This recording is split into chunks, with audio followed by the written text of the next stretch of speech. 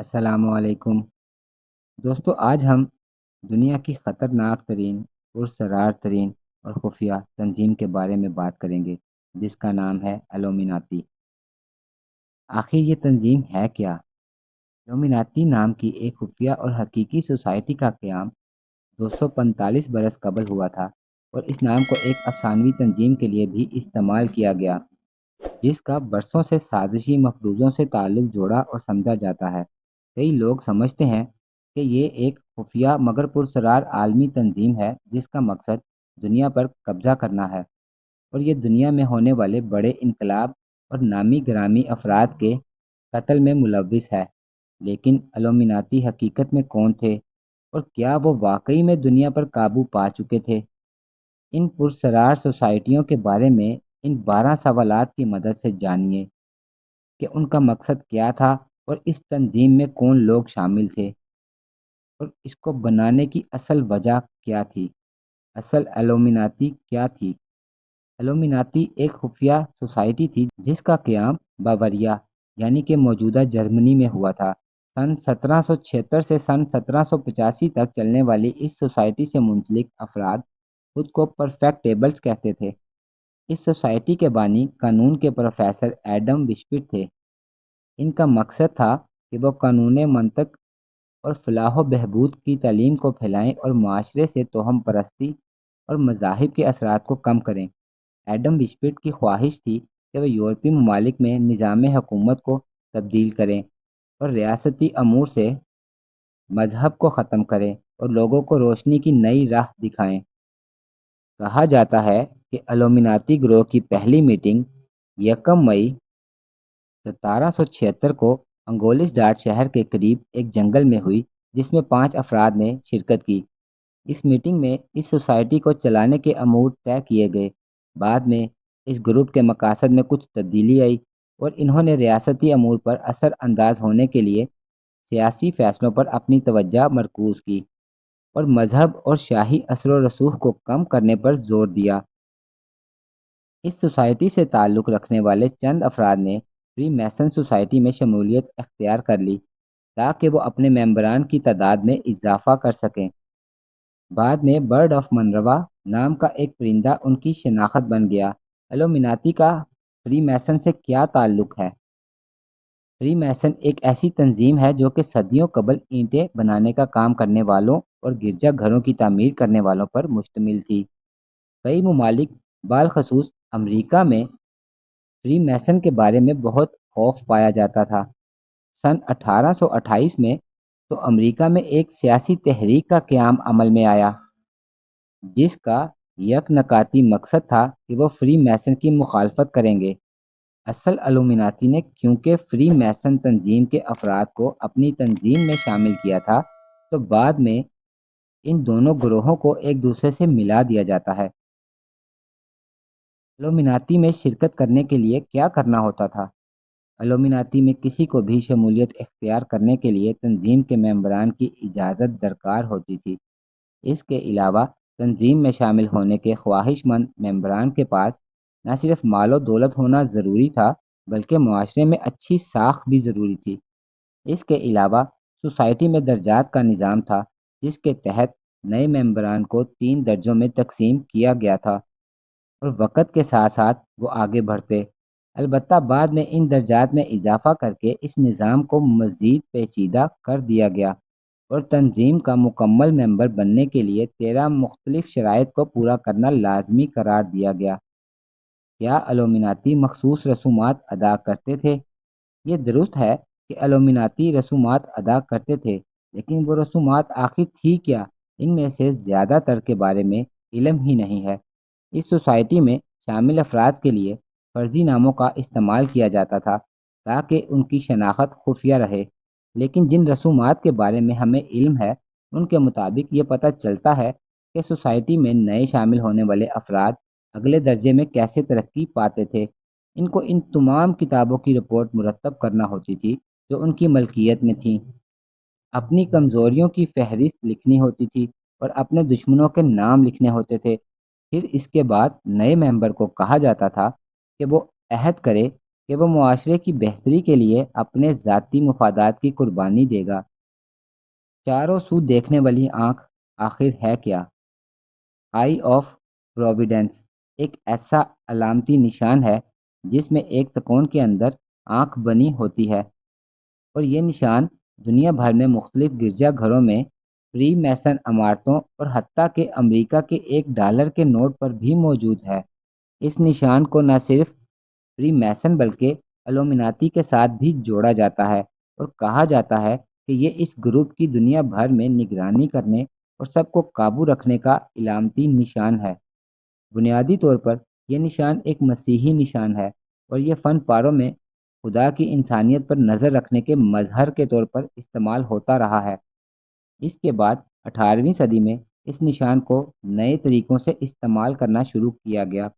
اس کی ایک مثال فرانسیسی اسمبلی میں منظور کی جانے والی انسانی حقوق کی ایک دستاویز ہے، جہاں اس نشان کو استعمال کیا گیا تاکہ یہ دکھایا جا سکے کہ کس طرح سے ایک نئی قائم ہونے والی جمہوریت پر نظر رکھی جا رہی ہے۔ اس نشان اور الومناتی کے درمیان کسی قسم کا کوئی باضابطہ تعلق نہیں ہے۔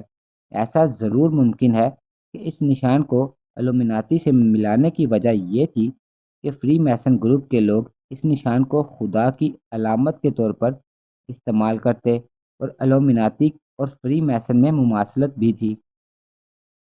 کیا الومناتی دنیا پر قابض ہونے میں کامیاب ہوئے؟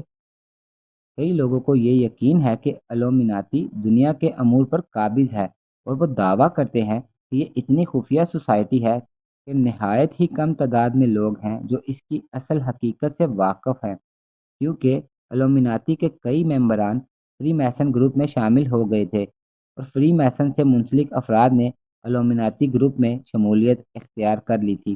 تو یہ کہنا مشکل ہے کہ صرف الومناتی اپنے مقاصد میں کسی حد تک کامیاب ہوئی۔ تاہم تاریخ دانوں کی اکثریت کہتی ہے کہ الومناتی کے اصل گروپ کا اثر و رسوخ محدود رہا۔ الومناتی گروپ کے مشہور ممبران کون تھے؟ الومناتی گروپ کے ممبران کی تعداد سن 1782 تک 600 افراد کے قریب پہنچ گئی تھی۔ ان میں سے ایک جرمن سوسائٹی کے اشرافیہ میں شمار کیے جانے والے بیرون ایڈولف تھے، جو کہ ماضی میں فری میسن گروپ سے منسلک تھے، اور انہوں نے الومناتی کی معاشرے میں وسعت میں بڑا اہم کردار ادا کیا۔ شروع میں صرف ایڈم وشفٹ کے طلباء الومناتی کے رکن تھے، تاہم بعد میں ڈاکٹرز، وکلاء اور معاشرے کے ذہین و فطین افراد نے اس گروپ میں شمولیت اختیار کر لی۔ کہا جاتا ہے کہ سن 1784 تک الومناتی کے 2 سے 3 ہزار اراکین تھے۔ کچھ ذرائع کہتے ہیں کہ مشہور مصنف یوہان وولف بھی اسی تنظیم کا حصہ تھے، لیکن اس بات کی تصدیق نہیں ہو سکی۔ الومناتی تنظیم کا باضابطہ خاتمہ کب ہوا؟ باوریا کے حکمران کارل تھیوڈور نے سن 1784 میں معاشرے میں نئی سوسائٹیوں کے بلا اجازت قیام پر پابندی عائد کر دی، اور اس کے اگلے برس انہوں نے ایک اور حکم نامہ جاری کیا جس میں صرف الومناتی کو ہدف بنایا گیا اور اس پر پابندی عائد کر دی گئی۔ اس زمانے میں الومناتی سے منسلک ہونے کے الزام میں جب ممبران کو حراست میں لیا جا رہا تھا تو کئی ایسی دستاویزات دستیاب ہوئیں جس میں دوہریت اور خودکشی کے دفاع کے بارے میں تحاریر تھیں، اور ساتھ ایسی بھی دستاویزات تھیں جس میں اسقاط حمل کرنے کے طریقے بھی درج تھے۔ ان دستاویزات سے اس شک کو مزید تقویت ملی کہ یہ گروپ ریاست اور مذہب دونوں کے لیے خطرہ ہے۔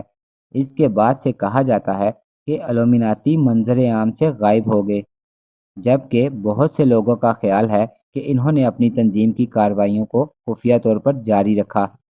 ایڈم وشفٹ کا کیا بنا؟ ایڈم وشفٹ یونیورسٹی آف انگلوستان سے منسلک تھے، تاہم انہیں بعد میں نوکری سے نکال دیا گیا۔ اس کے بعد پھر انہیں باوریا سے بھی ملک بدر کر دیا گیا، اور انہوں نے اپنی باقی ماندہ زندگی گوتھا میں گزار دی، جہاں سن 1830 میں ان کی موت ہوئی۔ تو الومناتی سے منسلک افواہیں اب تک کیوں جاری ہیں؟ الومناتی کے ختم ہونے کے فوراً بعد ہی ان کے بارے میں مختلف نوعیت کی افواہیں گردش کرنے لگیں۔